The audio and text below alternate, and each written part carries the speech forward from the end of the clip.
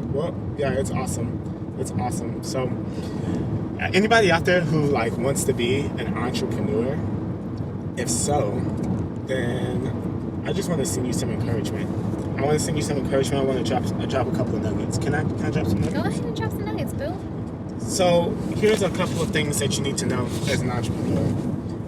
You have to feel like people literally are going to.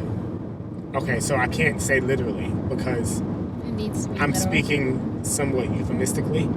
Okay. But you need to feel like people are gonna die if they don't have your stuff.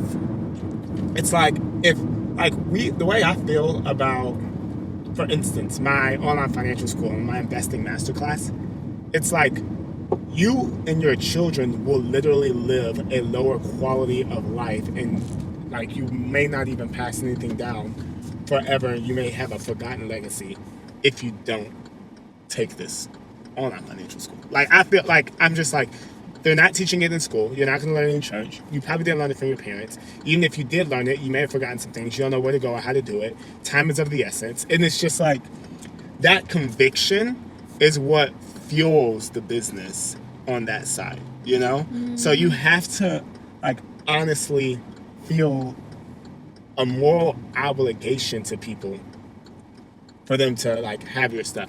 And you have to create... and you have to feel a moral obligation to charge people too. Because when people don't pay, they don't pay attention. How many of you have ever gotten something for free and then you like forgot about it, didn't read it, didn't do it? But when people are paying for something, they're like, oh, well, I paid for it.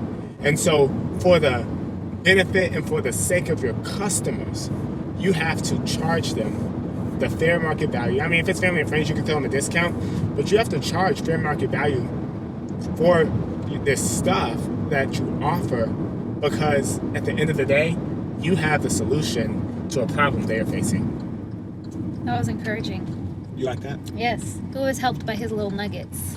I hope that it was helpful. Yeah, absolutely. And I think we need to have that same approach even when it comes to being believers. For those of you who are of the Christian faith, if you're not, come on over. Come on over. Jesus is the reason for life. Jesus is the answer. Jesus is the reason for the... we're at a stoplight. I'm not driving and looking at you. Oh, they said dropping gems. That's awesome. That's awesome. But we even need to have that mentality when it comes to faith. Like, make sure that you feel as if you have a moral obligation, which you do. You have a moral obligation that your life emulates the life of Christ, and that you even share the love of God with other people. Come on. Because it's that good and it changes your life. He changes your life. And it is a life or death situation. It's a real life or death situation. So that's the type of conviction you need to have with your faith. Yeah. And that, even though it's not to the same degree, in your mind, you need to have that mentality about whatever product it is that God has placed on your heart to create, because He's given you the solution to a problem. And I think a lot of times Christians think, oh, like, I don't want to charge for my solution to the problem. I see it as ministry. Like, I just want to give it to people. But you don't even realize that God even wants you to make a financial impact in this world. Yeah. And so you even have a moral obligation to make financial impact in this world. And so recognize that every single product that you put out that has the opportunity to change someone's life, you have a moral obligation to put it in front of them so that it can help them. And I believe in the concept of sowing and reaping. Come on. So if you give your potential customer or client the opportunity to sow and to get something back from that, they learn, hey, if I invest in myself, then I'm going to grow from it. And if I grow from it, I can reinvest. And so one of the things that we practice as believers is, and believers and people who personally develop, is that we spend a lot of money in personal development. Books, podcasts, courses, coaches, we spend a lot of money on that. And we have no problem dropping a lot of money on self-development, business development, personal development. We have no problem with it because we understand the concept of sowing and reaping. We understand that if you invest in yourself, you'll see the payout. And you need to give people who are investing in their own growth by paying for whatever it is that you offer, you need to give them the opportunity to experience that transaction. It's good for them. In the same way that it's good for you, it's good for them. It's a mentality. Yeah. What do you think? I agree. I just know that people do so much better when they put some skin in the game, you know? And that by you giving them the opportunity to sow and reap, you just realize that you may serve as an example for them later. You know, like we have people who are right now very inspired by us in our entrepreneurial journey and our lifestyle.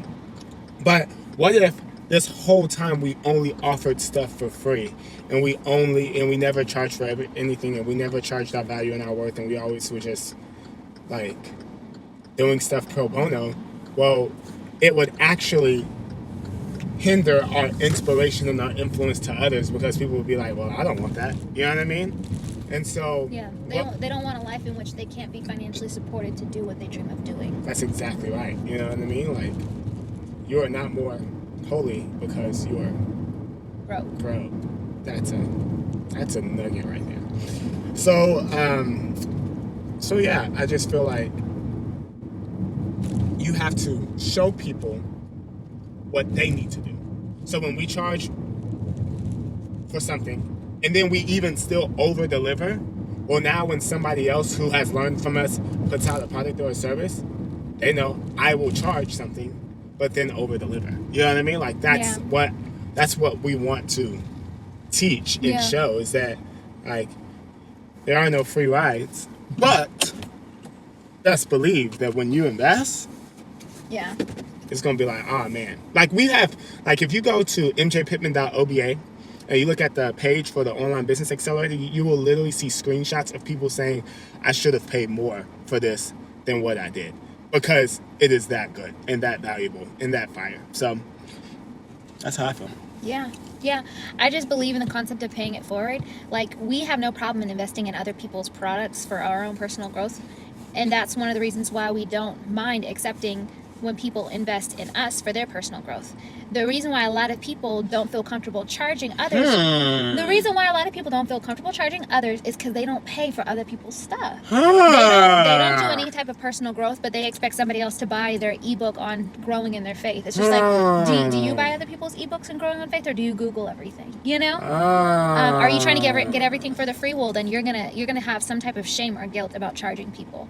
And so people who self-invest have no problem receiving money. Wow.